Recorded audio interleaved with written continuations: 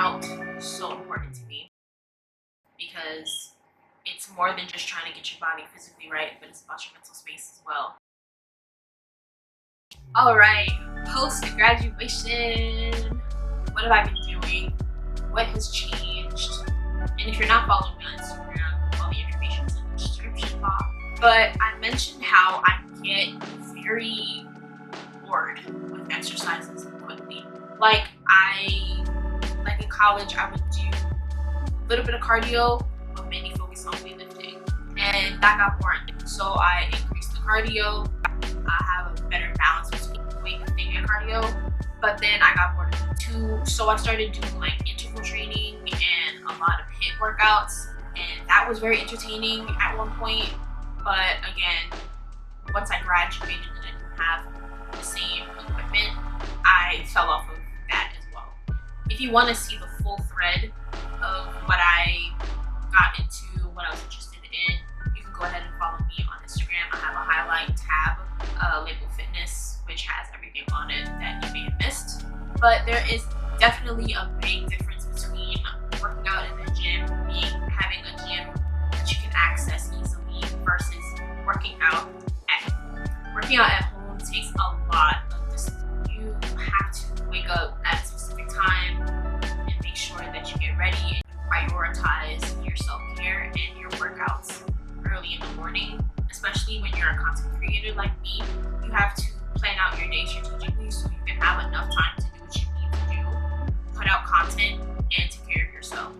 And being a content creator helps because a lot of what I'm creating and what I'm putting out on my platforms, whether it be YouTube, Pinterest, or Instagram, it has to do with my life. So it's convenient. All I have to do is basically just pick up the camera, pick up my phone, and get to filming. But it does take a lot of discipline. And it's just ironic to me that the workout that I ended up stumbling upon that I really like now is Pilates, which is very, very discipline based. It's unlike anything that I've ever done. People like to lump Pilates and yoga together. I think they're very different in my opinion. The benefits of Pilates is I'm not sure if it's counted as calisthenics, but I would get the correlation between the two because you're basically just using your own body weight and body resistance to work out. You have to be very disciplined when doing Pilates. There's a lot to think about when you're doing Pilates, especially in certain positions, certain moves. Your back, you're constantly checking if your posture in your back is flat onto the ground, that your belly button is pulled in, that you're inhaling, exhaling, breathing exercises. It's a lot to think about, and it's wonderful for that reason. It humbles you and it makes you use muscle groups and strengthen muscle groups that you never were before. And the main thing that I love about Pilates is that it gets you toned. Like I said, you're working muscle groups and you're strengthening the muscle groups that you weren't necessarily checking for before. Especially when you're weightlifting and you're doing similar workouts to work out similar muscles. Pilates hits the tick, okay? I feel the burn every time. I'm sweating. It works for me, and the results don't lie. Like I said, if you don't follow me on Instagram, I have those pictures up, my before and afters, and I put what stage of my fitness journey I was in and what workouts I was focusing on during that time. And Pilates, hands down, had me snatched. It has me snatched. I love Pilates. I did it this morning. I do it every morning. Sometimes I do it twice a day. It's great. I love it. That's what I'm on right now. I still do yoga, but it's more so for stretching purposes, like stretching, like I said in the beginning, my hip flexors. I'm getting my posture better, just waking myself up and warming myself up, and I use Pilates as like a workout. And after that, I usually go for interval running sessions. So I'll do 1 minute off, 1 minute on, around like the block or whatever. Or I'll just take a very long mile walk around my community after that, and then I'll do some more stretches, and then that's when I just go into the foods that I eat. Now, diet-wise, it's pretty much the same compared to when I was in college to now. I'm still pescatarian. with a lot of focus on plant-based recipes. If you're interested in any of the recipes, I have a What I Eat in a Day series playlist on this platform, and I also have some recipes on Pinterest and on Instagram. All that info is in the description box. So if you want to see more of what I'm eating, you can check out all of those playlists and pages and check those out. I mainly get my protein through tofu and tuna, but a lot of people don't know that there's protein in things like beans as well. So I get a lot of my protein from tofu, tuna, and things like beans, for example. So final thoughts before I run out of memory on last week.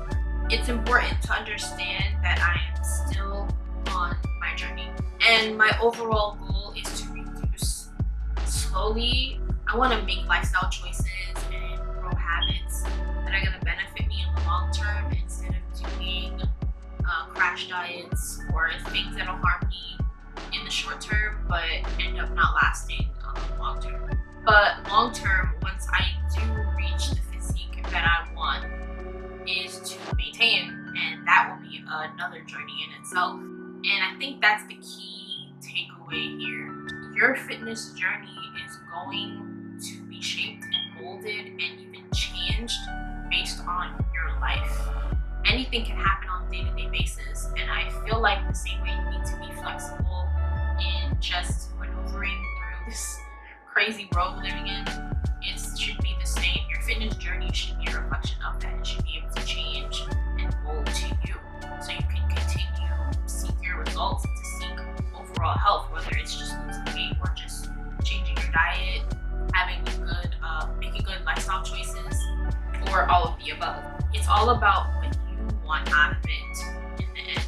I want to say that it's important to not be obsessed with your outcome or with the way you want to look, but instead to fall in love with the process of being on this journey and making sure that you're giving yourself grace in times where you'll fall short. It's very important to pick yourself back up and get back onto the path that you need to get to where you want to be physically and mentally. So thank you for making it to the end of this video. I appreciate you so much. Please show some love to this video by liking, subscribing, turning on the notifications if you want to see some more of this kind of content. And please, I want to build a community off of this journey, and I want to hear you guys' stories. So leave a comment of anything that you learned or anything that you took away from this video and what journey you've been on fitness-wise. Thank you so much for watching, and I'll see you in the next one. Bye-bye!